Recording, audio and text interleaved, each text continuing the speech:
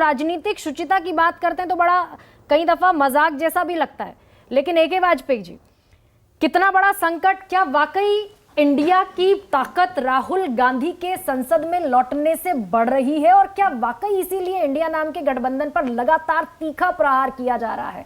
और कल जब राहुल गांधी बोलेंगे उसका कितना एज मिलता हुआ आपको दिख रहा है? ये कितनी बड़ी चुनौती आपको दिख रही है आपके एनडीए गठबंधन के लिए? गर्मा जी, पहले मैं जरा क्लैरिफिकेशन सुकेश जी से ले लूं। मैं भी ऑर्डर पढ़ रहा था अभी लाइन टू लाइन। इसमें कहाँ है कि गुजरात हाई कोर्ट ऐसे कर केसेस करता है?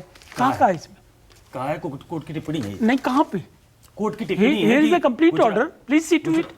Nothing has been said. Not a single word has been said. Please. चलिए उसको छोड़िए आप।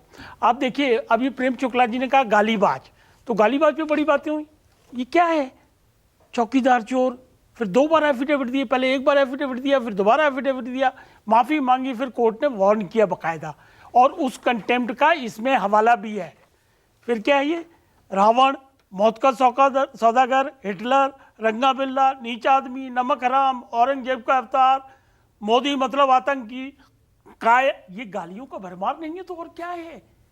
इस तरह देखिए मेरी बात सुनिए वाजपेयी जी, मैं सिर्फ ये कह रहा हूं कि गाली देते हैं, और खाली राहुल नहीं देते, सब उनके लीडर देते हैं मोदी जी को, और मन भर से देते हैं। ये मोदी जी ने भी कहा है, गाली देना राजनीतिक में स्वच्छता और राजनीतिक मर्यादाओं को लेक्चर देना बड़ा आसान है, लेकिन उनको अपने आप पे लागू करना बड़ा मुश्किल काम है। अब आइए, राहुल गांधी जननायक हो जाए या कांग्रेस के बड़े भारी लीडर हैं, हाउ वी आर कंसर्न, हम तो उनसे कंसर्न नहीं है। कम से कम हम कंसर्न है देश की जनता से, और देश की जनता कंसर्न है मोदी के काम से। आप याद करिए 2014 में वाजपेयी जी, अगर कंसर्न नहीं है तो फिर पहली बार आजादी के बाद देश के इतिहास में ऐसा क्यों हुआ कि डिफेमेशन केस में मात्र 24 घंटे के भीतर संसद सदस्यता चली गई, जिस पर सुप्रीम कोर्ट को कहना पड़ा?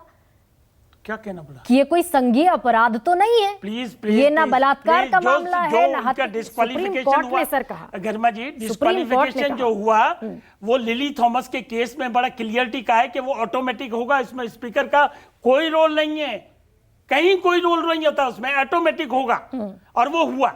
और देखिए, अभी माफ करना, conviction as it is stand है, क्योंकि appeal has to be decided on merits, इसलिए उस पे स्टे लग गया है।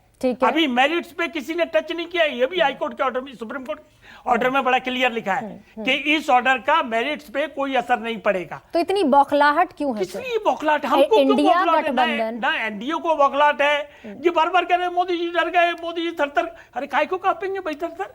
303 जिस आदमी के सांसद हैं, जिसमें 224 जो है 2.5 लाख से ऊपर जीत के आए एमपी, वो कांपेगा? देखिए, मोदी जी ने बड़ा क्लियर कट गाइडलाइंस दी हैं कि काम बताइए लोगों को जाके, और जब काम बताने शुरू करेंगे तो इनके पास क्या जवाब होगा? ये अपने काम के नहीं, 60 साल के हो जाएगा कंपेयर, जनता अपने आप चुन लेगी कौन सही बोल रहा है, कौन गलत बोल रहा है। मोदी सरकार ने या बीजेपी ने जो कमिटमेंट दी, उसमें से 95% कमिटमेंट पूरी हुई है। महंगाई देख रहे हैं सर आप, टमाटर का भाव देख रहे हैं, हालांकि क्योंकि हमारा डेविएट हो जाएगा टॉपिक, लेकिन 250 रुपए पार टमाटर नहीं हुआ सर। पेट्रोल ने बारिशों के दिनों में हर बार होता है, ये आराम नहीं होता सर। पिछले साल आप टमाटर का भाव 250 रुपए था क्या? पिछले साल बरसात के मौसम में बारिशों में आपको पता है सब खेत खलियान डूब जाते हैं, और इस बार तो एक्स्ट्रा ऑर्डिनरी बारिश हुई है। ये जो दलील है, ये दलील इसलिए आपकी कारगर नहीं है कि 2022 से 2023 अगस्त के महीने में टमाटर 35 से 40 रुपए किलो था, और ये स्टेटेड फैक्ट है सर। आप इसको दुरुस्त करा सकते हैं। हम क्या सिंपल इतनी बात कह रहे हैं ये बरसात की महंगाई पर आप बरसात ले आते हैं, टमाटर पे बरसात ला रहा हूं, टमाटर पर बरसात ले आते हैं। खैर, उस चर्चा में हम जाएंगे, महंगाई पर भी हम चर्चा रखेंगे, लेकिन खैर, सत्ता पक्ष जब होता है उसके पास भी अपने तर्क होते हैं, विपक्ष के पास भी तर्क होते हैं।